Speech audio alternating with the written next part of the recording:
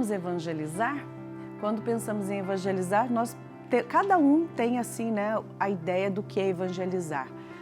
Falar sobre o Evangelho já nos dá uma certa atenção. Nossa, mas eu não sei tudo sobre a Bíblia. Só o Padre sabe.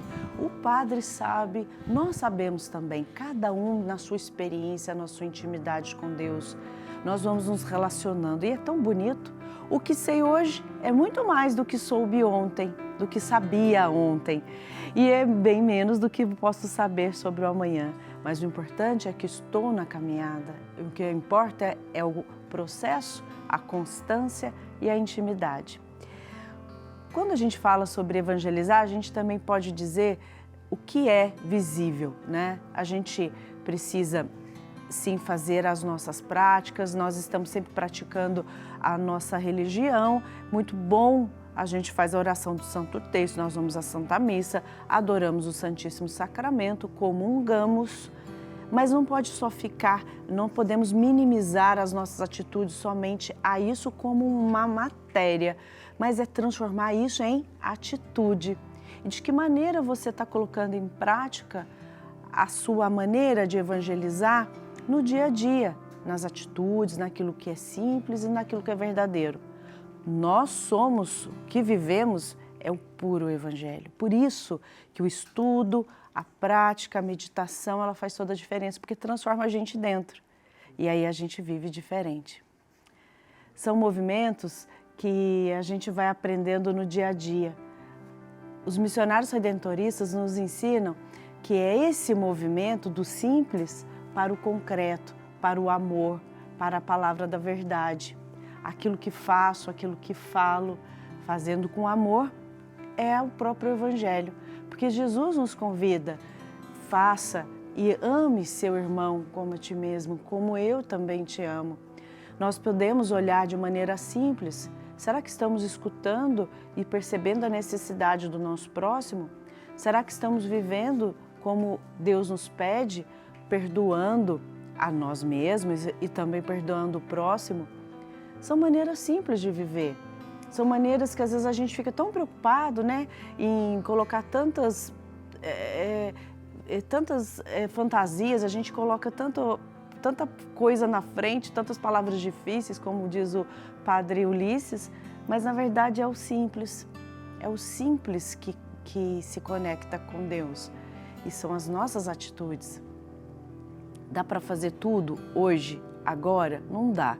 Dá para ser num passo de mágica? Eu quero evangelizar. Já é um grande passo. Estou evangelizando através da minha vida? É para refletir. Por isso que o Bênção da Manhã sempre traz, né, os assuntos, as matérias, aquilo que vai contribuindo para a nossa vida, para o nosso dia. E são aos pouquinhos, a gente reflete, a gente se questiona, a gente se pergunta e a gente vai aos poucos fazendo deixar fazer efeito a nossa comunhão, a nossa oração, a nossa adoração. E é esse efeito que faz com que o outro enxergue a Deus. Você está sendo imagem e semelhança de Deus? Aí faz a gente pensar para que as nossas atitudes mudem. E na Palavra de Deus, vamos refletir agora a segunda carta a Timóteo. São Paulo vai nos dizer, através desse trecho, que o Padre Eduardo Catalfo vai nos ajudar a refletir melhor, com sabedoria, a Palavra de Deus. Anuncia a palavra, insiste a tempo e fora de tempo, combate o erro, repreende, exorta com paciência incansável e com preocupação de instruir. Pois virá um tempo em que as pessoas não suportarão mais a sã doutrina, mas, ao contrário, ao sabor de suas paixões e pelo plúrido de ouvir, procurarão para si mestres em quantidade, afastarão os ouvidos da verdade e se voltarão para as fábulas. Tu, porém, sê vigilante em tudo, suporta a adversidade, cumpre tua missão de pregador do Evangelho, exerce teu ministério. Não é exagero dizer que São Paulo está entre os grandes missionários, os grandes pregadores do Novo Testamento. E desde a segunda viagem missionária, Timóteo sempre foi companheiro dele. E São Paulo se refere a Timóteo de uma maneira muito gentil, muito bonita. São Paulo diz que Timóteo é o seu filho na fé. E não é difícil perceber nas duas cartas que Paulo escreve a Timóteo essa relação bonita, estreita, profunda, essa relação de muita confiança e de incentivo no anúncio do Evangelho. Anuncie a palavra, assuma seu ministério. É um jeito carinhoso, um jeito bonito de Paulo falar não apenas para Timóteo, mas falar para todos nós que somos cristãos e recebemos de Deus a missão de evangelizar.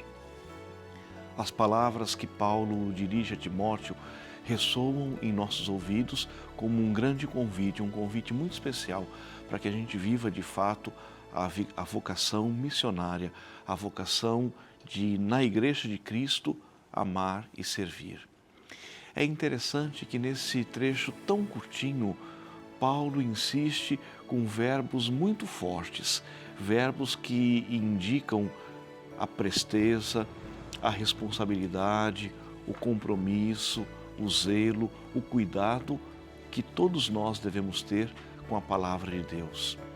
E Paulo faz isso porque sabe que no coração de Timóteo e no coração de todos nós que somos cristãos, a palavra de Deus deve de fato ocupar um lugar especial, um lugar central, um lugar de muita importância. E Paulo diz isso, nos incentiva a viver a palavra, não só porque ela representa a direção que o próprio Deus nos dirige, mas porque a palavra, e só ela, é capaz também de nos afastar do erro, da confusão, daquilo que é a falsa doutrina, daquilo que nos dificulta a compreensão do verdadeiro projeto, do verdadeiro plano de Deus.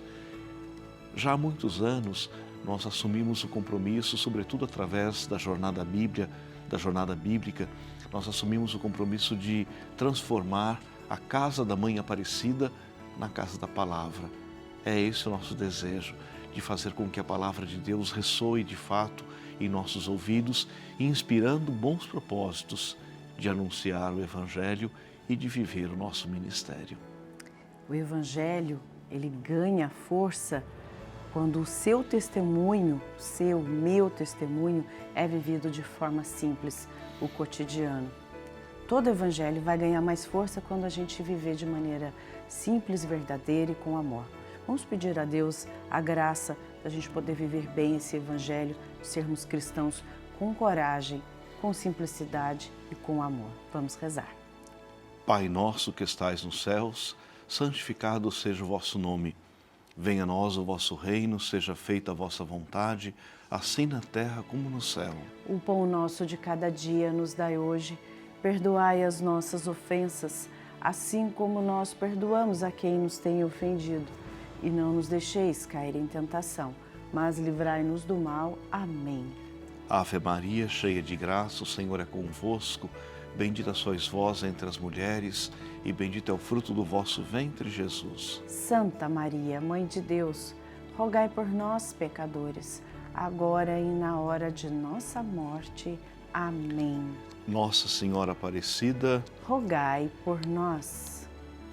Que Nossa Senhora rogue por nós nesse dia, que você possa aproveitar bem o seu dia, que possamos ser sempre bons testemunhas desse Evangelho, desse amor de Deus, para a gente ganhar força, pelo nosso testemunho simples e fiel do nosso cotidiano.